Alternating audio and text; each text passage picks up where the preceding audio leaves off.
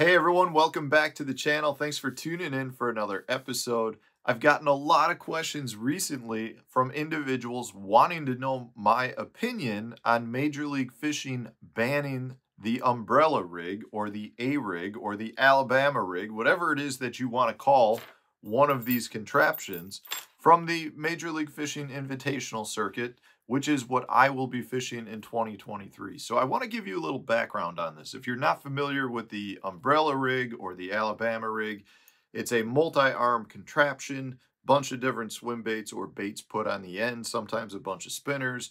Does a very good job at mimicking a bait ball. And when they first hit the scene in the freshwater scene, or at least for largemouth and smallmouth and spotted bass, they were kind of unstoppable. They won like every tournament when they came out. And they got such a strong following that there was also a lot of people that wanted to ban them when they came out. So the tournament circuits actually ended up banning them. Some would say because they were too good. Others would argue that it was because other sponsors of the tournament, other lure manufacturers were upset that this was the only bait that was getting talked about. And if they weren't partaking in that, they wouldn't be generating any money. So I don't know what the real story is. I don't know if it was based on sponsor pressure or if it was based on them being just too good at catching fish. Maybe it was a little bit of both. Maybe it was the fact that there were a bunch of state regulations that were kind of unclear as to whether they were legal or not legal. It was really a bait that hit the market and required states to rewrite some of their rule books based on the uncertainty around what these actually were. So they ended up getting banned, and they've been banned for a while. And then at the start of this season, when we got our rules for the 2023 MLF Invitationals, it said that they were allowed again. So there were, individuals like myself that were like, well, they're a good tool. I'm definitely going to put them back into play.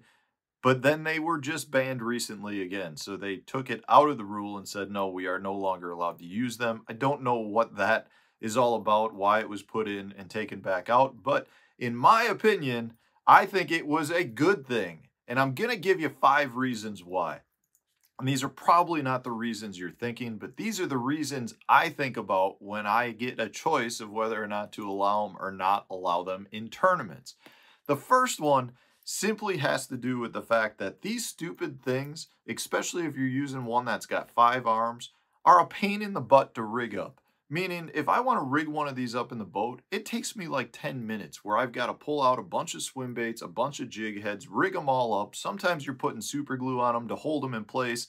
It takes a long time to rig one of these up, and I think it's a pain in the butt. Not to mention that when you do it, if you're using a 5-arm one, like this one, and this I've got 2 spinners in place, but if you were rigging up 5 baits, you're talking about a pile of money. You may pay $15 to $25 for the contraption itself.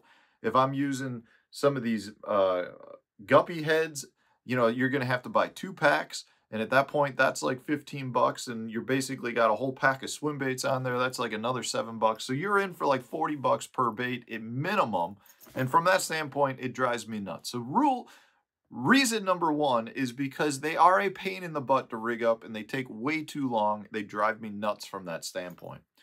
The next is that these things get caught on everything in the boat. There is no good way to store it. I realize people have come up with contraptions to squeeze them together. Some people slide them into like soda bottles. There's a bunch of different things, but the reality here is there's no great way to store these, and they end up getting caught on everything from your boat carpet, boat seats, electronics wires. They get caught on every rod around, to the point where when I have all of my rods on my deck, I may have 8 rods on one side and 1 rod on the other, and that 1 rod is the Alabama rig or umbrella rig, just because I know it will get caught on everything. They drive me up a wall having them in the boat. And I got to be honest with you guys, they're a great bait. They catch fish. They are fun to use. They catch big ones. They catch fish that other baits won't catch. But these are the reasons why they drive me nuts. The third reason has to do with when you get stuck, you're probably not getting back. I feel like there's probably an 83% chance that you will get the bait back. And the majority of the time when you do, you end up breaking one of the arms off. If you can see that, there's a broken one. This is a 4-armed Alabama rig. It was not sold that way. I broke one off.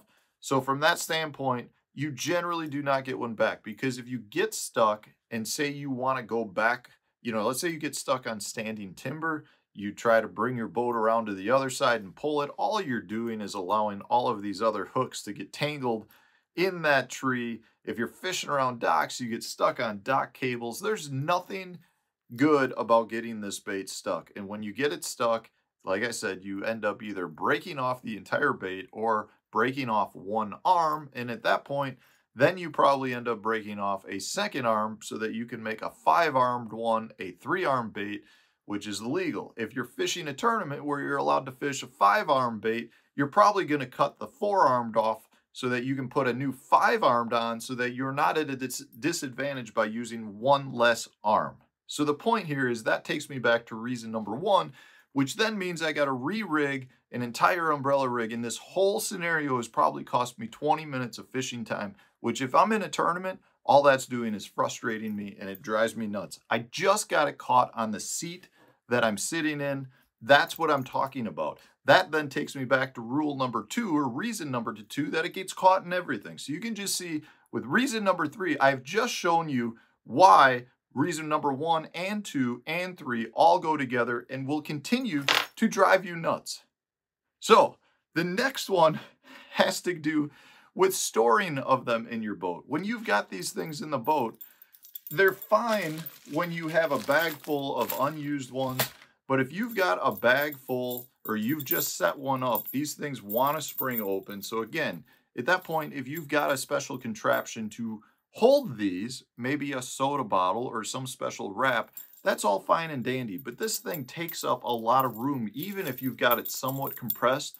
And the last thing I want to do is have a bunch of these just laying around in my boat, because they take up a lot of room. And at that point, I've only got so much room to begin with already. And when we were allowed to throw these in tournaments, they drove me nuts the year or maybe 2 years we were allowed to fish them, just because of a storage standpoint. And then you're talking about having to carry extra swim baits, extra jig heads, and extra everything, just because if you lose one, you need so much more tackle to replace. So if you end up fishing a place like a Table Rock, or someplace that's got a lot of standing timber, and you lose 3 or 4 in a day, not only are you out a pile of money, you also need to carry that much tackle just to replace those 4 baits. Really is a pain in the butt. The last reason having to do with it is just because as I'm getting older, my shoulders are hurting more, my wrist is hurting more, I get tendonitis, and this is not a fun bait to throw. It can be a rather tiring bait, especially if you're throwing bigger swim baits in that 5, 6, 7-inch range. They're just heavy, they take special gear to fish, they're a pain in the butt. So from that standpoint, when somebody asks me whether I think MLF did a good thing in banning them for the 2023 Invitationals after allowing them for the 2023 Invitationals, my answer is simply yes, for all of these selfish reasons. It has nothing to do with whether or not they catch fish or don't catch fish. It simply comes down to they drive me crazy in the boat.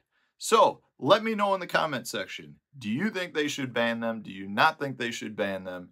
And from that standpoint, let me know if you enjoyed this video. Hopefully you sense there is some sarcasm, although there is a lot of truth in this video as well. And if you enjoyed it, hit the like button, subscribe to the channel if you haven't done so already, and stay tuned for tomorrow's video.